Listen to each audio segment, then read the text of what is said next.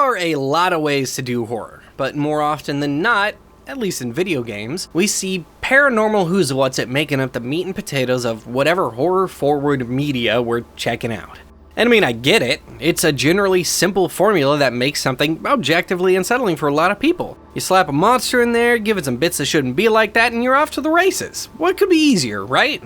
The thing is, there's a lot more to horror than what we see on the surface level. More than the loud and the goopy and the knives and the masks and the monsters. All aspects of horror serve as a window to view ourselves through, and to allow us to consider what it is to be. And kick-ass monster designs are a sweet, slick way to instill that feeling, and it, more often than not, is pretty capable of affecting a larger group of people.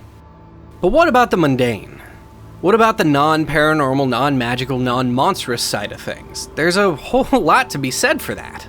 Take the very true story of Aaron Ralston as an example. While climbing alone in 2003, his arm got stuck under a boulder. Alone and low on supplies, he eventually escaped by breaking his trapped arm and amputating it. An entirely non-paranormal story that is completely terrifying. There's also stuff like the Texas Chainsaw Massacre, which isn't true and isn't about nature, but is an entirely non-paranormal example of horror. I mean, honestly, plenty of slasher flicks kind of fall into this category. And then on the video game side of things, Subnautica does a brilliant job of showcasing how fucking terrifying open water can be. Yes, you're on a sci-fi alien planet, and it's not real or true or anything, but you could find yourself in open water like that here on Earth. So for me, it's not too far off from the realm of plausibility that it falls out of the category.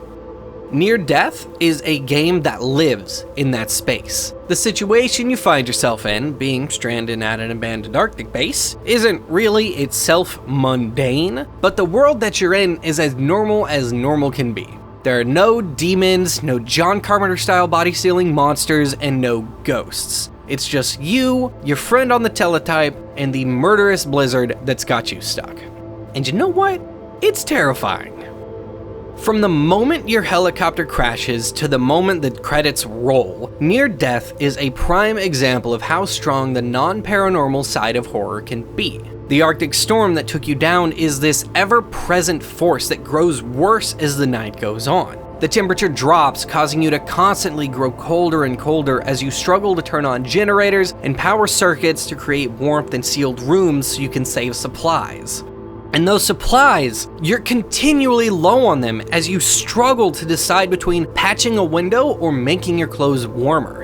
If you fail to plan your route right, you're gonna lead yourself in a circle and get put on ice. The wind gets so intense that you can't hear yourself think, and you'll be blown around and knocked down and interrupted on your path by the fresh, wintry hell that you're fighting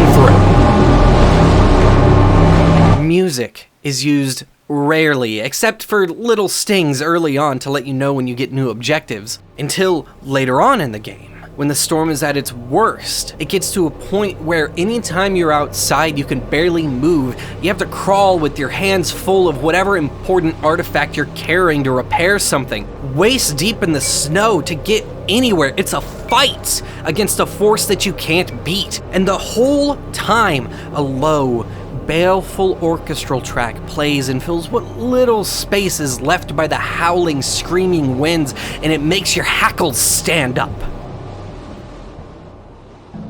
It makes me feel like Jaws is creeping up on me. The storm is a massive shark and I'm a drunk teen in the ocean, confused and lost with no sense of direction right up until it sinks its teeth into my frozen body, and then, at that moment, I'm a popsicle.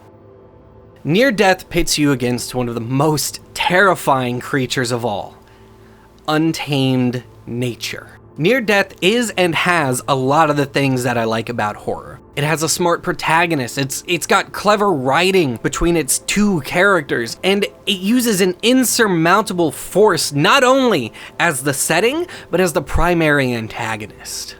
Near Death is a fantastic example of the power of mundane horror.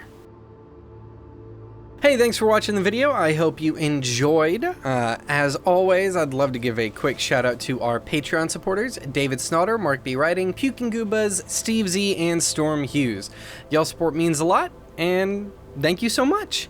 If you'd like to become a supporter of Indie Bytes, head on over to patreon.com/IndieBytesYT to learn about all that good stuff. And also, I recently released 2 games, Skel-IT-ons, so Skel-IT-ons. You play as a team of skeletons who work in IT. And I also released You Are in a Noun Fight, which is a knife fight game combined with Mad Libs. There's links to both of those down in the description, so go check them out. I'll see you later. Bye!